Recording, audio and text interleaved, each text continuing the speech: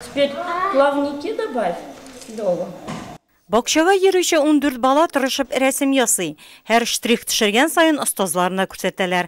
Һәркем үзенең уңышын яраткан тәрбиячесе белән бүлешергә омтыла. Бик яраталар шул рәсем ясарга. Надежда сабыйларга төрле буяулар белән эшләү серләрен төшендерә. Через рисование дети Рәсем сәнгате аша балалар тирә-якта матурлыкны күрергә өйрәнә, табигатьне сакларга, күзәтергә. Булар барысы да рәсем аша. Шуңа да бу шөгыльне балалар өчен файдалы дип саныйм. Надежда Леногорск педагогия училищесын тәмамлап кайткач, районда балалар иҗат үзәгендә эшли. Үткән ел туган авылында балалар бакчасы ачылгач тәрбияче булып урнаша. Хәзер исә рәсем сәнгатенә булган мәхәббәтен балаларда тәрбияли.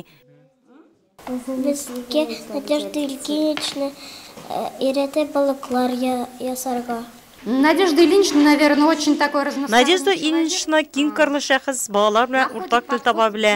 Танып белү уеннары аша сабыйларны күп нәрсәләргә өйрәтә.